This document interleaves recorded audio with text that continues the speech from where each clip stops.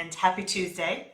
I want to talk to you today about making plans for handling the negative situations that come up over and over in your home.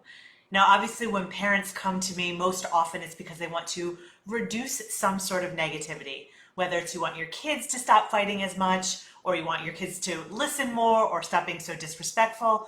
Whatever it is, the goal is to reduce the negativity. And I will tell you that one of the main reasons that so many of us are having trouble doing this on our own are strategies that I call in the podcast Band-Aid parenting strategies. One of the Band-Aid parenting strategies, and one of the reasons we can't reduce this negativity, is we're not addressing the cause of the negativity. We're not actually understanding why a child is being disrespectful. We just want it to stop, but we're not addressing why someone is doing that in the first place. But the second huge reason that we have such trouble reducing the negativity is that and this is also an example of a Band-Aid parenting strategy, is that we are trying to fix things in the moment. We are trying to get our kids to stop fighting in the moment when it's happening. We're trying to handle disrespect in the moment when our kids are being disrespectful. And parenting in the moment is one of the most ineffective ways to parent. And here's why. If you want your children to be nicer or more thoughtful or more responsible, remember there is a part of the brain that allows them to be thoughtful and respectful and think about their siblings' feeling and do what they're supposed to do even when they don't feel like it. That part of the brain is called the prefrontal cortex. It's located right in the front part of the brain. That part of the brain, the responsible, mature part of the brain, does not fully develop until the mid-20s. Keep that in mind. But what makes it worse is that when a human being is in yuck, some sort of discomfort, so a child is upset because you've told them no, or they don't really feel like cleaning up their room, or their sibling has said something nasty to them, they're in some sort of yuck. And what happens is the brain senses that yuck as a threat and turns on the fight or flight response.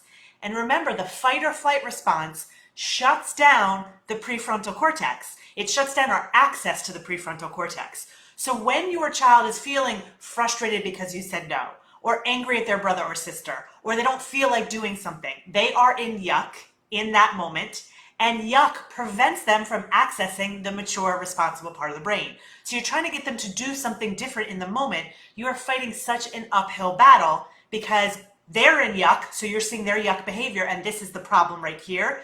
That puts you into yuck, and you can't respond effectively, and so we get this cycle of yuck and cycle of negativity, and that's usually the point at which parents get frustrated, reach out to me, or try to get other support.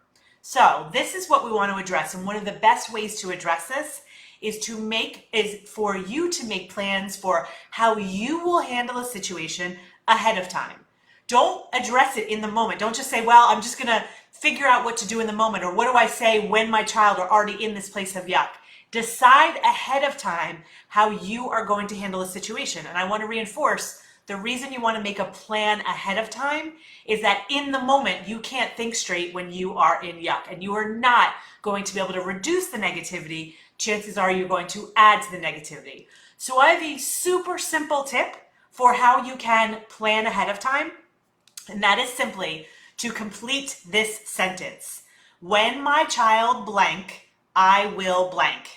So when my child is disrespectful, I will blank. When my child is being mean to their brother or sister, I will blank. Now I'm going to fill in those blanks in a minute and give you an example of what this looks like. But I do want to tell you that this sounds very simplistic, but here's the reason it works. When you plan ahead of time, two things happen.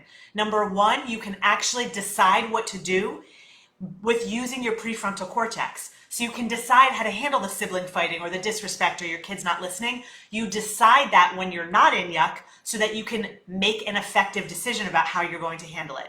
The other reason this works really well is because it helps you feel more in control. You've already made a plan. You're not in the moment saying, oh my gosh, how do I deal with this? What do I do? How do I get them to stop? Which is actually going to put you more into yuck. So making a plan ahead of time will help you feel more in control, and you'll be able to handle it better.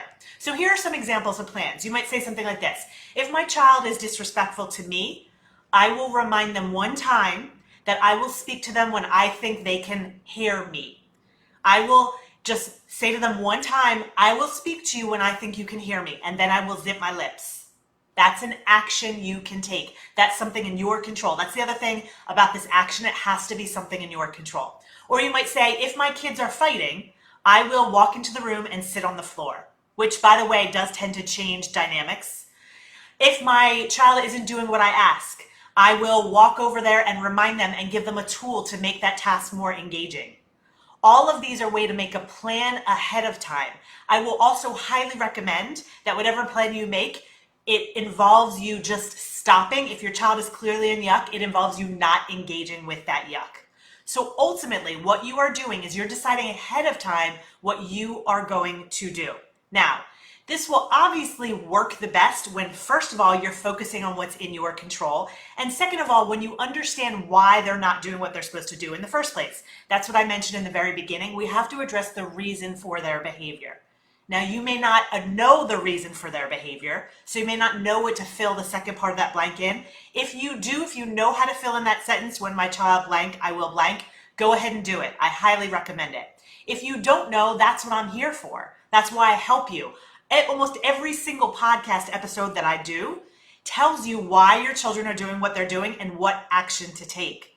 I also have just created and will be releasing on Thursday parenting relief plans. And the parenting relief plans are exactly this. They're telling you why your child is doing what they're doing or why you're doing what you're doing, why you can't reduce your stress, why you get sucked into your kids' emotions. These relief plans do exactly this. They tell you the why and the action to take. So if you need some shortcuts, I highly recommend these relief plans. We put them together specifically because parents are saying, I don't know why my kids are doing what they're doing, but I need some relief. And that's why we call them the relief plans. Now, on my podcast episode on Thursday, my business partner, Chris, is actually going to be interviewing me about these relief plans, and she'll tell you a little bit more about herself. So if you need more information, listen to the podcast episode. But ultimately, all of this, if I were to summarize it, make a plan ahead of time so you can handle it when you are not in yuck. Find something that's in your control that addresses their behavior, the reason for their behavior. Things are going to go so much better. All right, if you have any questions, feel free to post below the video. Otherwise, you'll hear the podcast episode on Thursday. That's also when the relief plans actually launch, although we have a special right now where you can get them with a bonus of asking me questions and for $19.99 instead of $24.99. And lastly, I will be back on Friday also with another example. All right, I hope you all have a good day. I'll talk to you soon.